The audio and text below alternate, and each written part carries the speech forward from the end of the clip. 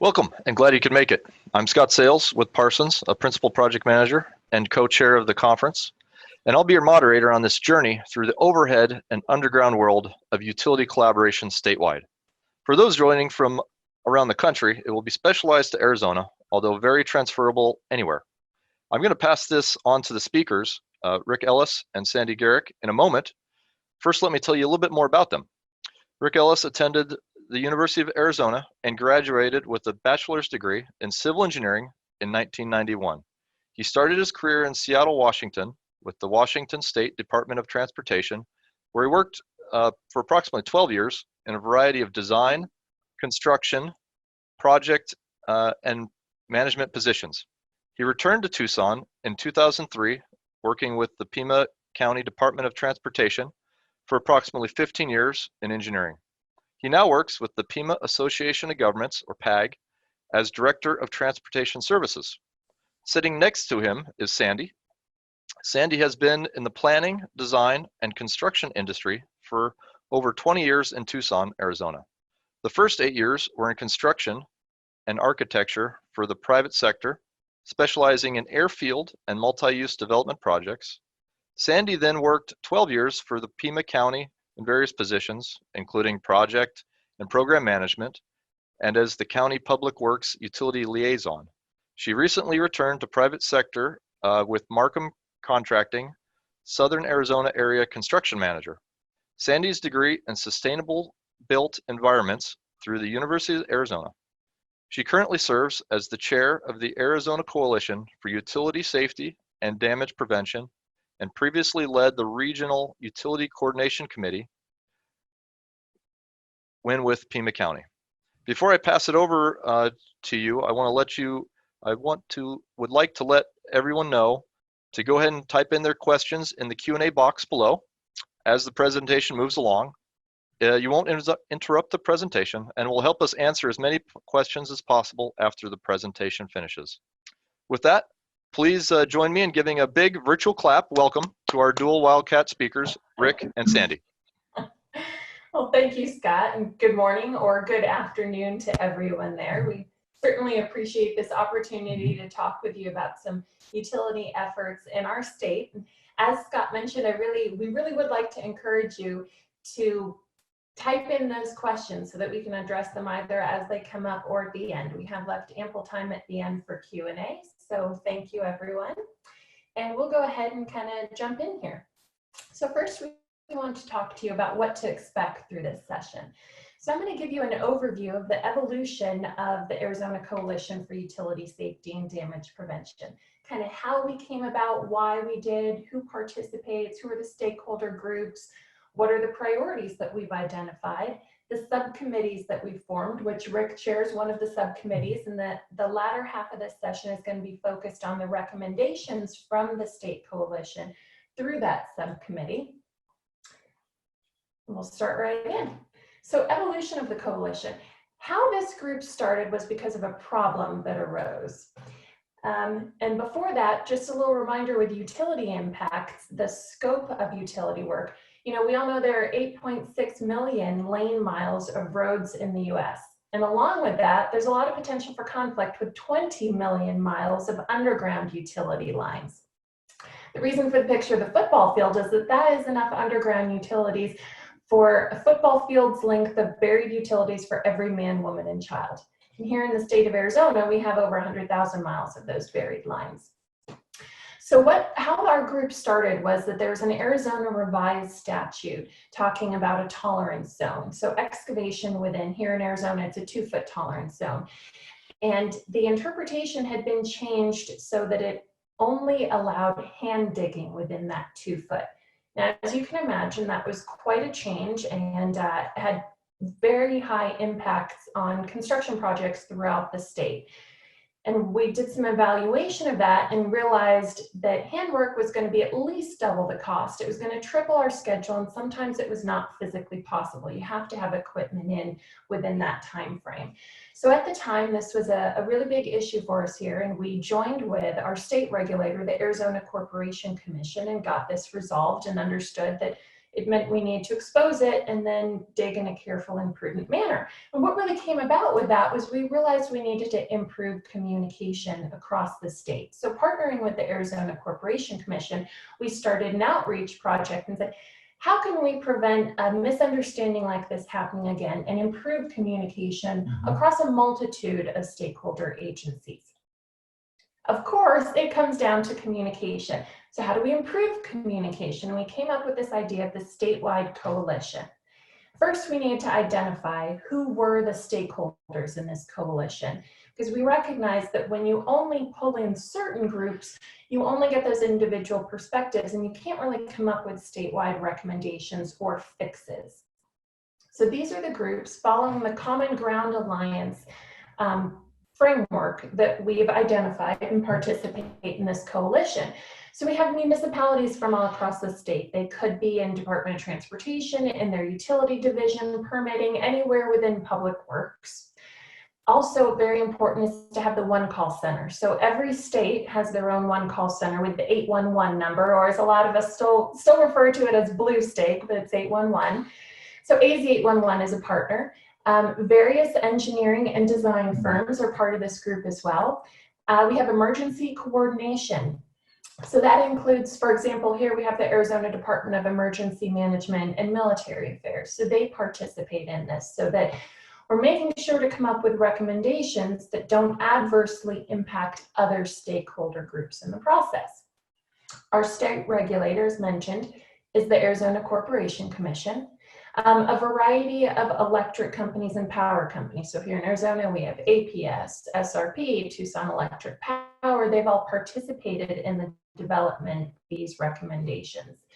Our gas, oil, liquid pipelines. So we have, El Paso Natural Gas and Unisource, Southwest Gas. They're all partners in this. A variety of water and sewer utilities are represented, whether they're public or private. Obviously important to include telecommunications, national, local, statewide. Another one that really we discovered we didn't have as much of a partnership with them previously was utility locators.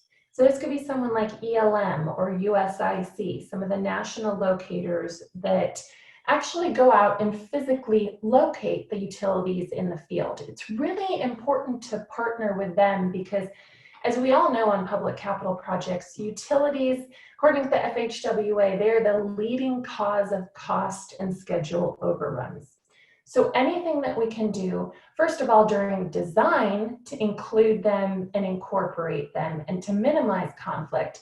And then also, of course, in construction, that becomes critically important and involving the utility locators. Because if those marks are not accurate in the field, or if we're not being given correct as-built during design, we all know that that creates a huge problem for the public agencies, the contractors, and for the public in general. So another important group to partner with are those contractors and excavators. Also involved are industry organizations. So we have the Arizona Association of General Contractors, the Arizona Transportation Builders Alliance. We've reached out to Arizona Home Builders Association. Of course, those organizations are going to be different depending on what state or region you're in, but those are also very critical partners that I think we've had, and we bring our recommendations, we get their feedback, they're able to bring it to their partners and give us more feedback. And also other agencies and committees that we're involved with. So whether that might be through APWA or local utility coordinating committees, that's kind of an overview to give you an idea of the breadth of stakeholder participation in the committee so that we make sure we include all those different perspectives and constraints.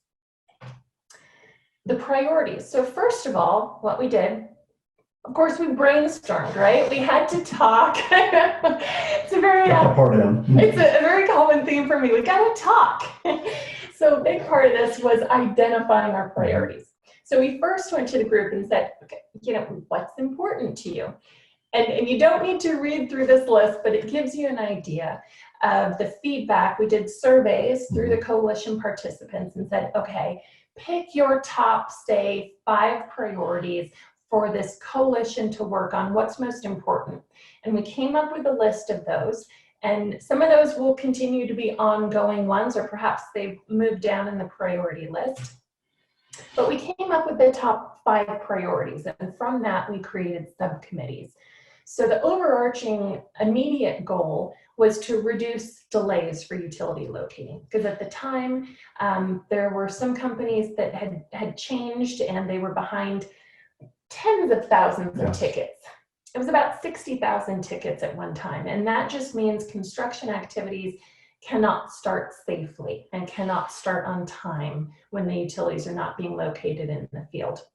So that was our overarching goal. And then as you can see through these priorities, one of them was to identify a ticket size area. And what that means is, let's say you have a 5-mile long project. Well, can you break it up into sections that are most effectively used, that you can actually work in at that time? Another item was, you may or may not have heard of this, the Damage Information Reporting Tool, or DIRT as it's known. That is a nationwide tool to report damages to utilities and conflicts, and to determine what's the root cause of those damages, and therefore how can we improve public safety, save public money, and expedite project schedules by avoiding those in the future. Another important item was to improve marking and cataloging of abandoned lines. We have quite an issue with that around the nation, that there are a lot of abandoned lines. How do we accurately collect and incorporate that data into our designs and into our construction plans? And the last one was what Rick will be talking about, which is expanding potholing and subsurface utility engineering during design. So before we even get to construction, that was a big issue. A lot of the focus with utility safety is construction, but we can do a lot of things during design to minimize that impact and to create a safer construction atmosphere. And that was a big goal of the subcommittee that was formed. So some of the things that we've accomplished, and then some of the general recommendations. First of all, I think perhaps the best accomplishment is improved communication. You know, there are people that I've never met before across the state, and now we actively work together. So whenever an issue comes up, you know who to call, whether it's someone across the state, or it's a utility company, or it's an engineering company, public agency. That really has been the #1, I think, accomplishment that our groups agreed on. Something else that was very important was to expedite resolution in the field, which ties into the communication. Who do you contact? The other things, some of the ones that we are still working on, and as I'm sure we all feel the pain, a little bit of slowed down in some ways with the pandemic and not being able to meet in person. But one of the things that we're working on for those here in Arizona is the Arizona Utility Locating Tip.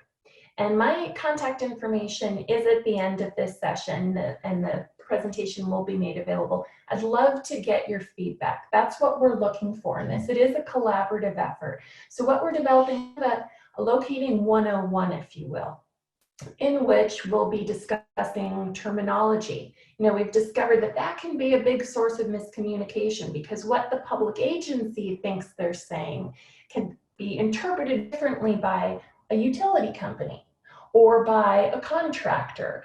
So that kind of terminology is really important. Understanding what the process are for other stakeholders that impact us, and frequently asked questions. We've discovered sometimes those of us who have been working in the utility field for a long time assume that people know what we're talking about, and they don't. So they could be newer to the field, just a different perspective. So really making sure the communication is on par.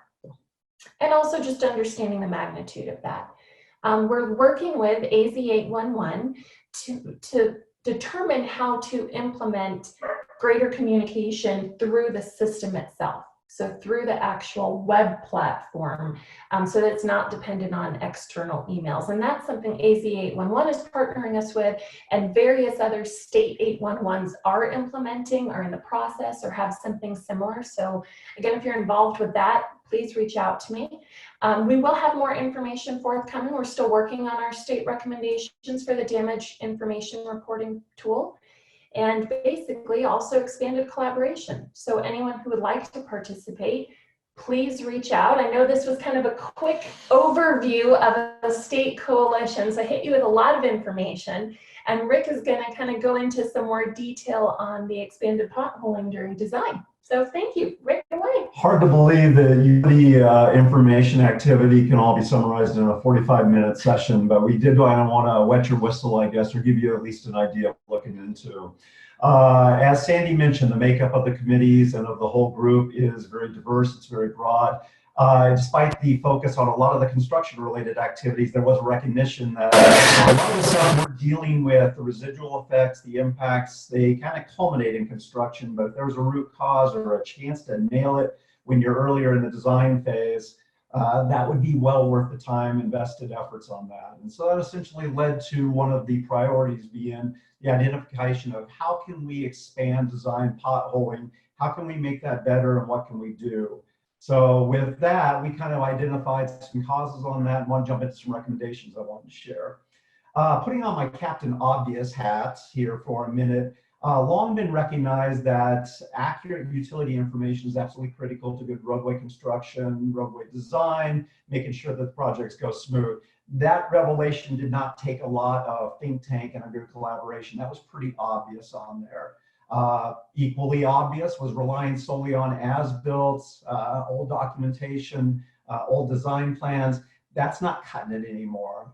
While that did have its purpose and its benefit, that was not capturing the level of accuracy that was needed, because as all of you that have played in this realm know, a foot makes a difference. Sometimes 6 inches makes a difference. And so being accurate, being reliable, and being concise is going to be essential to the overall success of this. So that kind of, as everybody has seen then, the replacement of that is going into the SU work, the subsurface utility engineering that's now recognized through ASCE as the acceptable standard. That's become the industry protocol. So we know now that the industry is caught up to where we're using that information, that methodology, and that approach. That's the way we're going to get there. That being said, we're still running into a lot of complications and a lot of difficulties with it, particularly with, okay, who does it? Who pays for it? Who's responsible for it? When do you do it? Who's best effective to manage that? You've probably been part of those conversations, and in many cases, that leads to almost more of a standoff. Great tool, lots of responsibility questions as to who's covering it. So with that, what we did is we looked at the projects that we were seeing where we were getting the most success overall. As you talk through, and everybody's got war stories on projects, but the folks we were talking to, when they mentioned, be it a traditional bid, be it an alternate delivery, one of the kind of key components that kept surfacing over and over through the discussion was the fact that, you know what, the potholing was done up front, the information was there, and it was covered as part of the project. So that kind of resounded to us, which led to us forming the following recommendations. Okay.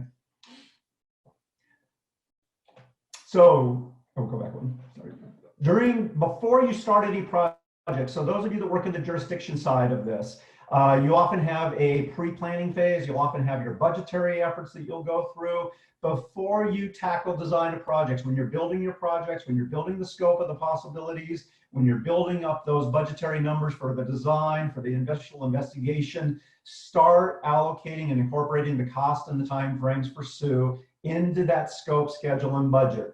This is the shift, is I'm advocating, and the committee had come up with this as our recommendation, that the jurisdictions take that responsibility, put it into the projects. That's now something that's owned by the overseeing jurisdiction, and that was a big part of it. That made you see a simple, subtle shift, but I'll get more to how that's been very powerful and very effective. So essentially start getting that built in when you're doing your project budgets, because all of us have run into situations where there wasn't budget for that. We've all had to say that, or we've all been on the receiving end of that. Take ownership of that, put that, include that up front, and start incorporating that into your practices.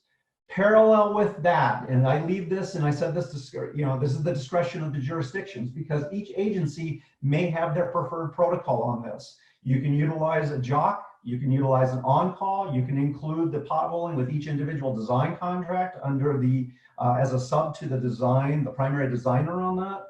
It's basically incorporating that in there so that you have the SUE activities built in and a mechanism that will get you there. So it's acknowledging that we're going to take responsibility of it coming from the jurisdiction side, and we have the tool, technique, and the methodology to incorporate that in. That's pre-project. Now, when you get the project going, this was the heart and soul of a lot of this activity, but we also wanted to recognize, and the committee was very, very adamant about this, that the responsibilities still lie in both arenas. The jurisdiction side, where the owner is, the utility provider has a lot of responsibility in this, and we want to make sure we're capturing those equitably and fairly. First and foremost, jurisdictions are responsible for ensuring the 811 marks, blue state, yes, I still say that, are captured. Those are captured up front through your survey activities, aerials, whatever. That's still the responsibility that jurisdictions have on that. It's no different than other survey and data gathering work. The jurisdiction is also responsible for developing the initial layout, the configuration, where's the roadway going to go, the alignment, all the items and features. If you're dealing with bridges, walls, cross culverts, all those things that are normally laid out in the upfront part of the design, that's the jurisdiction's responsibility. That's the part of any natural project evolution that's going to go on. It's also still the jurisdiction's responsibility to engage utility owners, to reach out to them. Sandy had talked about how important communication is. It doesn't ever go away with this committee. That's an ongoing active part. I know that's another Captain Obvious moment, but the reality of it is that there's a need to pull them into it. And we've seen better results, better overall effectiveness when they're incorporated in that 0 to 30%. At that point in time, it's lines on a paper. And if you did design the way I did, it's a big line on a piece of paper with a fat marker and an eraser in the other hand. So you recognize there's flexibility, but you can engage in those dialogues about potential conflict. You can have that discussion of, is relocation necessary? Maybe they're going to do an upgrade. They want to go from a 6-inch to a 12-inch facility. The other side of the road is actually better for their customers. Now, I don't need to worry about where you are anymore. I just need to worry about where you'll be. So you can have a lot of that dialogue, which then will identify the numbers, the numbers and the location specifically for the potholes. So that's really what you want to get is, what's my potholing plan? So then it's on to the jurisdictions to develop and implement that strategy. How do we designate this? How do we get this all properly set up? It's all in conformance with the appropriate SUE recommendations and requirements so that we've got good, solid, accurate information. Now, as part of our overall effort, we had also expanded on a lot of roles by the utility providers. I didn't include them for this presentation, but as we went forward, we recognized this is a joint partnership. It's not all on the jurisdictions. The utility providers have to pick up the phone too, come to the table, engage, participate, bring knowledge, information, background, and online. That's been one of the biggest issues. At the 90% project design level with general information is going to cause a lot of friction and a lot of things that will have a domino effect. And that's really too where the importance of having that relationship with the utilities beforehand is so important, so that they'll give you accurate information. They'll give you the adequate time during this 0 to 30% design.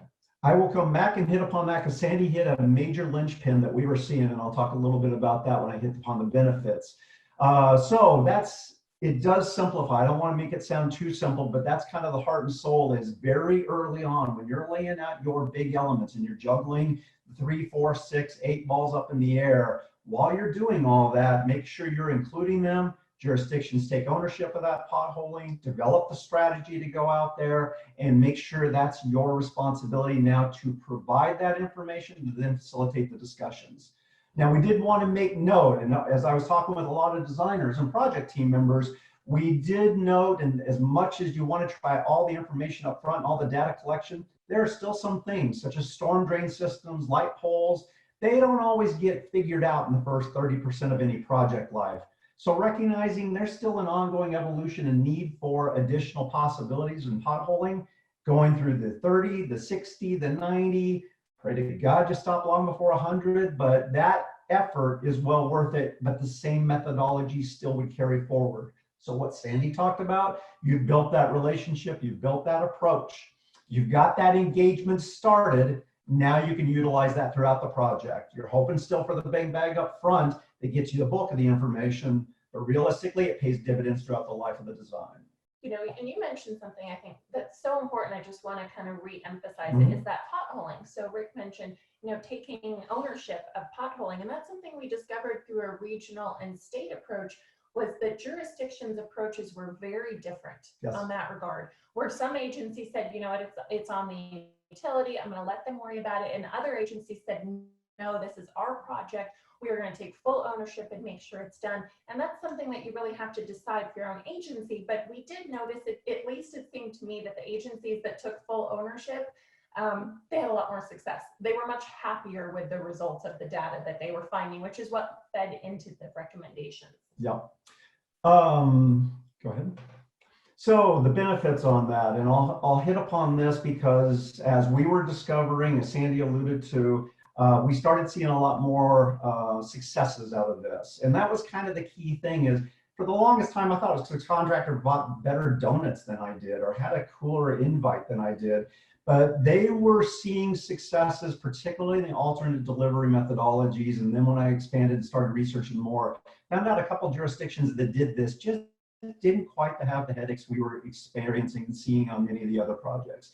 So the benefits of having the jurisdiction own that potholing responsibility, first and foremost, you got better coordination and oversight with other project activities. There may be other survey efforts going on, there may be other data collection activities going on. You can now fold this in a lot more effectively and seamlessly than punting it to somebody else, hoping they step up and take their role and responsibility.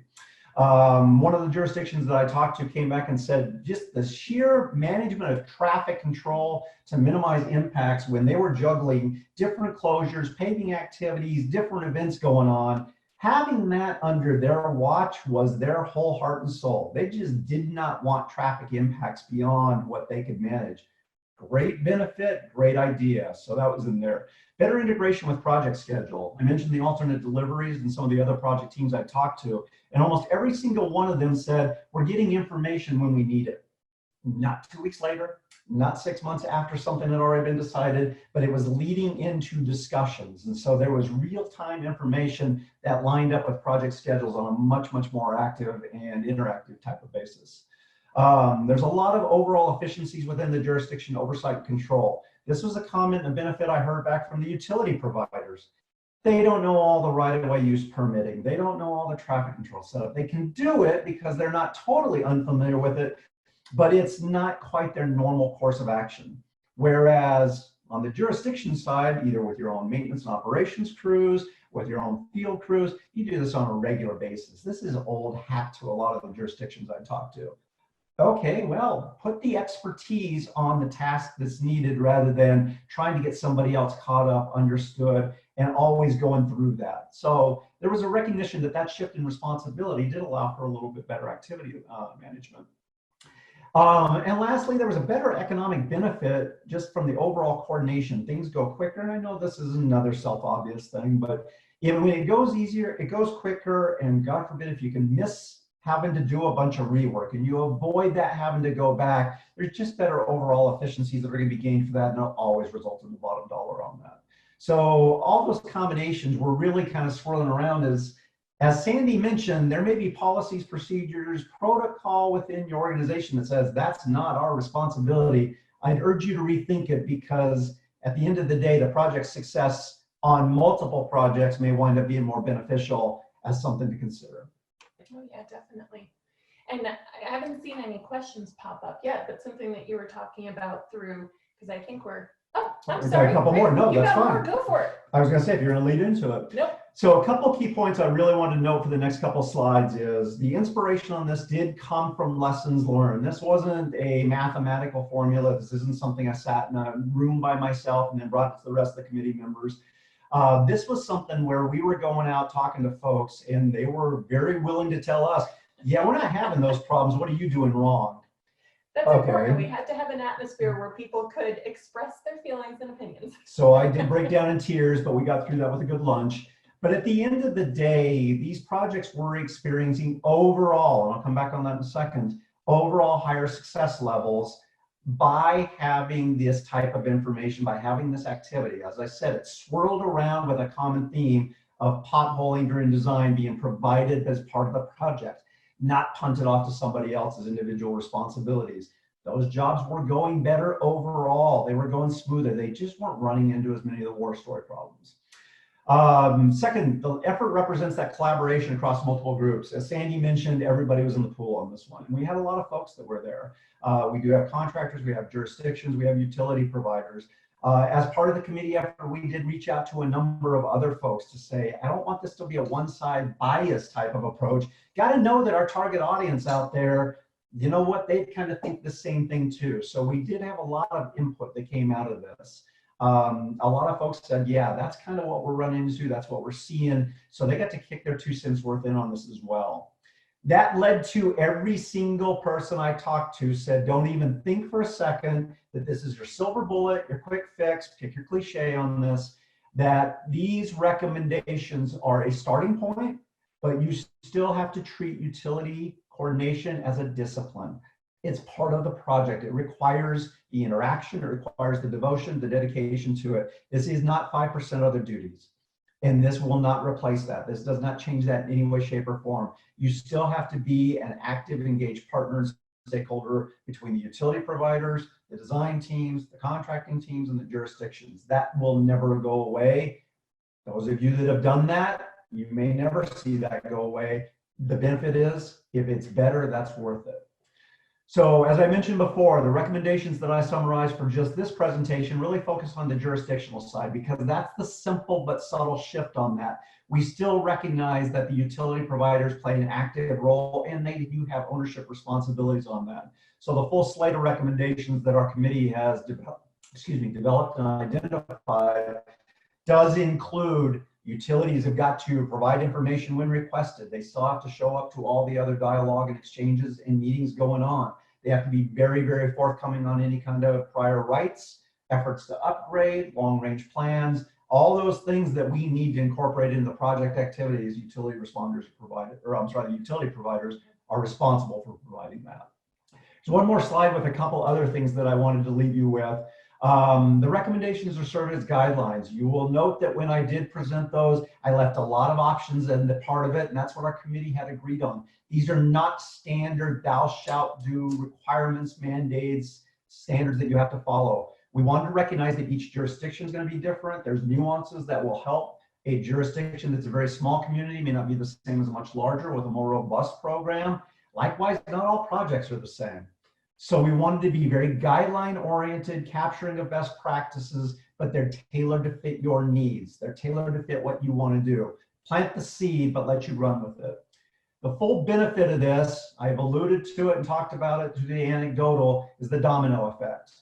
The subsequent meetings about conflict, the subsequent discussions about, well, what if we didn't move it, but what if we put this protection in place instead of that? Well, can we go with a different culvert configuration? That dialogue, give, take, back, forth, that was hugely productive because it was based on real information. The jurisdictions had captured that, brought that to the table. The partners said, of course, we'd love to come review and talk about that. So everything else that led to better timeframes on the relocations, more accurate relocations, more accurate oversight. Hey, we had to change this, we had to move it. Can we capture that in your plans before it goes to the contractor and you advertise? That whole type of situation and all the subsequent conversations wound up having a higher overall level of success just based on the fact that, wow, we had real life information to start the discussions. So the information exchange, it's accurate and useful. The discussions and interactions that take place through all of that, they're more productive, they're more efficient. At the end of the day, everybody's after a clean, smooth project where everything's where it's supposed to be. Contractors are always saying that's the best ideal situation. As we went out there, we marked it, we saw it, we found it, we worked around it. It's information that's supposed to be where it's supposed to be, the product is where it's supposed to be, and everybody's on the same page. Those type of project successes that all of us have experienced and want to replicate seem to swirl around with this as a common theme. So with that. Well, you know, and that and leads to a good point, and I will reiterate, if you do have any questions or a specific topic, we do have about 10 minutes left. So feel free to jump in and ask us either questions or share a point of view, a perspective that you have, or an experience that you've had. Another advantage to this is that having such a collaborative approach, sometimes we hear, well, that's the way it's done, or that's the state law, or that's what's required of us. And when you get enough agencies throughout the state involved and agreeing and collaborating on an approach, there is the potential to enact legislature that would be needed. We have not worked on that. It's an advantage that state coalitions could do.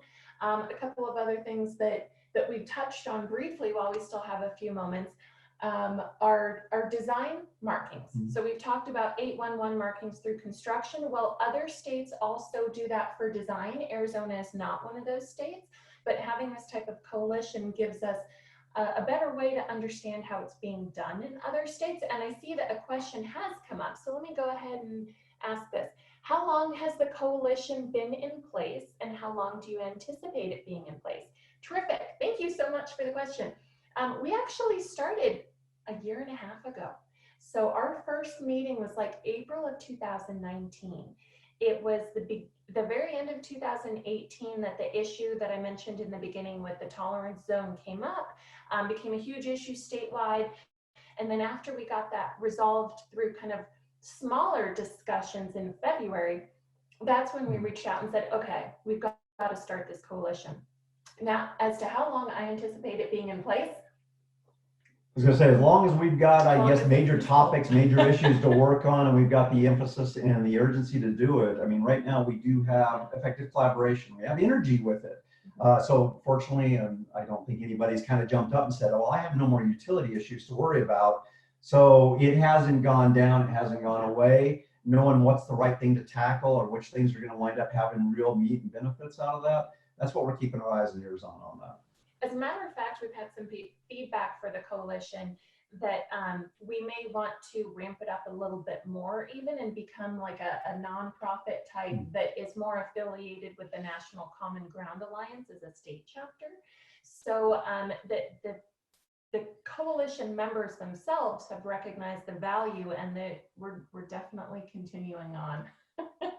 I think there's going to be one thing you'll hear and see a lot out of all this. And the key thing, if you walk away with anything other than it's a common problem, but it's getting a lot of interest and effort. That's the thing. You may be, if you're brand new to utility coordination, wondering, has anybody run into this, or if it's just me? No, you're in good company. If you've done this for 30 years and sitting there going, for the love of God, will it ever get better?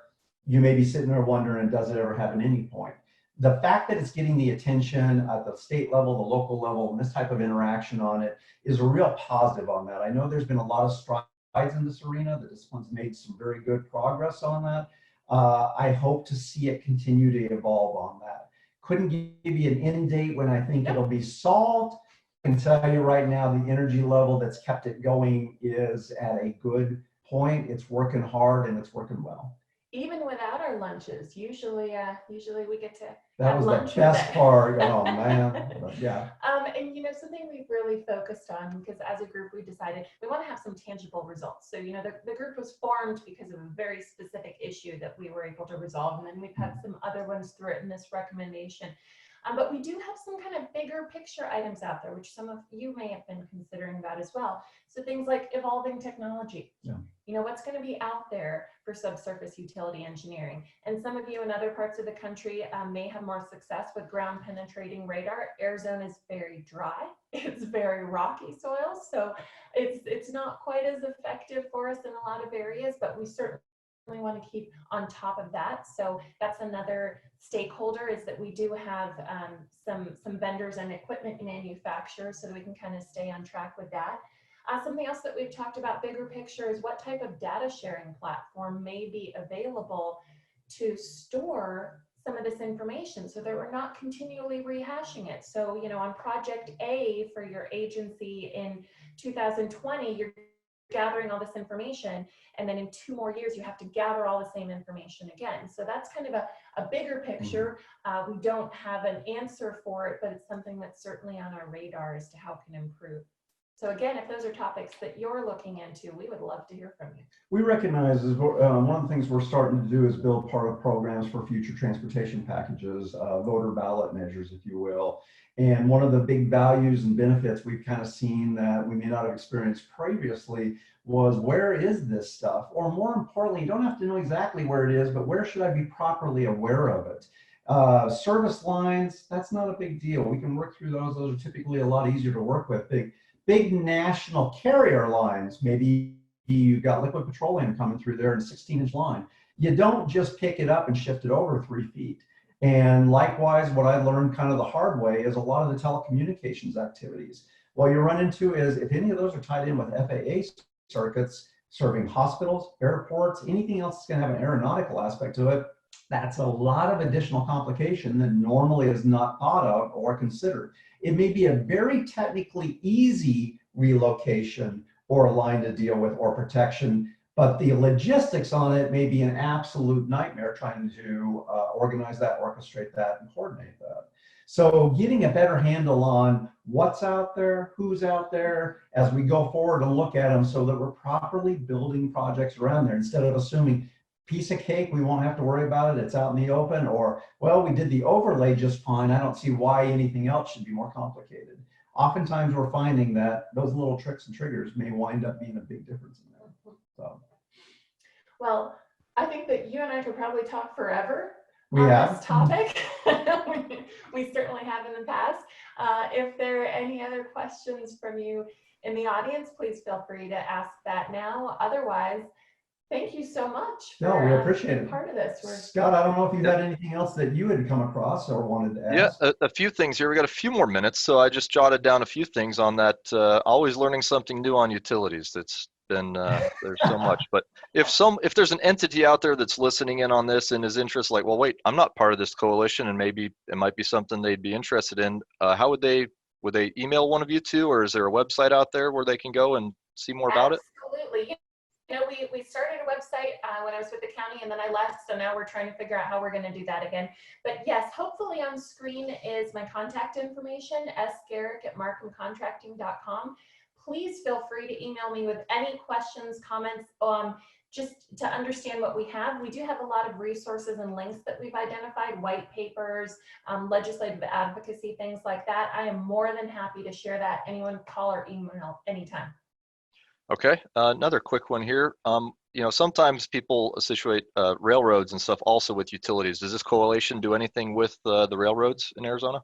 That's a really good question. And actually, I was not only the utility liaison for Pima County, I was also the railroad liaison for Pima County. So we have had, as a matter of fact, an individual, he participates in our coalition, that worked for Union Pacific Railroad for a long time. He now has his own railroad consulting. And the Arizona Corporation Commission also oversees railroad in Arizona. So yes, there's a railroad component. So please also call me with anything related to that. Okay. And then we got that, and it's kind of adding on to that one. When it comes to tribal lands and stuff, there's some unique utility entities on those tribal lands as well. Does this coalition include all of those entities that want to join as well? You know, we have not had as much outreach with that. I would love to have more participation. The questions have come up, and then because we're partnered with AZ 811 as well as the Arizona Corporation Commission, we do have a venue to answer those questions. And good thought. We'd love to have more of that participation. Okay. Well, we have less than a minute left, so definitely give a good big hand for Sandy and Rick here on this. A lot of good information. Thank you guys. Yeah. We're and the PowerPoint and everything will be loaded up eventually onto this to the Roads and Streets page. So again, appreciate both of you being able to spend a few minutes here talking about utilities. A lot of exciting stuff, and as you can see, we're driving into the future here across this nice bridge. So down the center of the road, but that's okay. So thank you all for coming. Thank you. Yes.